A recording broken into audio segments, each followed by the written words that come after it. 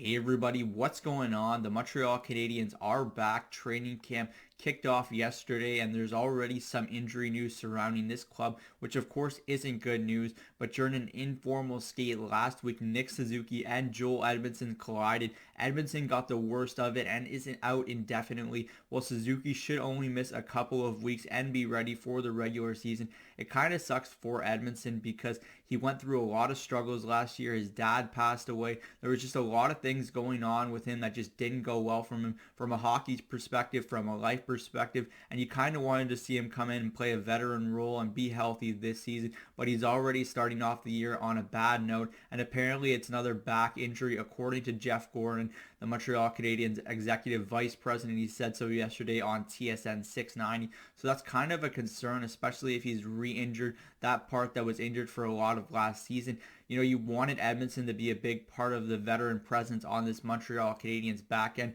because there's so many youngsters that are looking to find a role with this club, and his veteran presence would go a long way in providing that stability that they need, because in reality they don't really boast a lot of players on their back end right now that can eat a lot of minutes, and he was going to be one of those players that would be relied upon a ton. So it's likely going to be up to the likes of Michael Matheson, Chris Weidman, players like that to be able to eat those veteran minutes, and that just doesn't really inspire a ton of confidence, especially when you're not trying to rush along and develop some of these younger talented defensemen that the Montreal Canadiens have.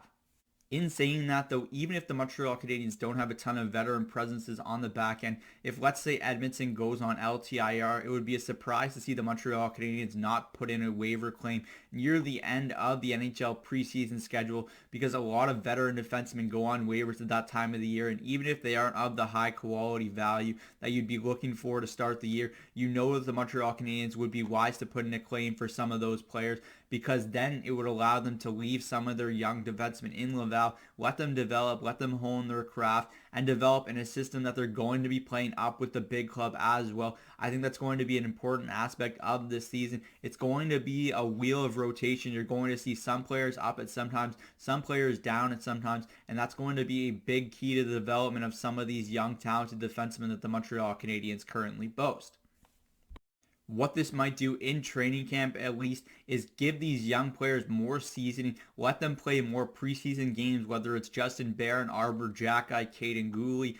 All these players are looking to get those valuable minutes, and it's going to see if they're able to play at this NHL level just yet. We got a sniff of what Jordan Harris, what those players are like at the NHL level last season, but there's value in looking towards what they can bring to the table as of right now. And I think that if you're able to give them this kind of a shot in the preseason where the games don't really matter as much, you can kind of get an idea of where they're at in their development. But at the same time, you shouldn't put entirely a huge stock into what they're doing right now. For example, look at what Juraj Slafkovsky did at the Canadiens rookie tournament. He looked very confident, looked exactly as advertised, but he didn't exactly put up a ton of points on the score sheet. But you also shouldn't be concerned with that aspect because it's such a lackluster tournament and it doesn't really matter in the grand scheme of things. So I think it's important to just look at these players as individuals, kind of let them develop as they're supposed to, and be patient with them. The most important thing here is patience. The Montreal Canadiens have a new development regime intact right now,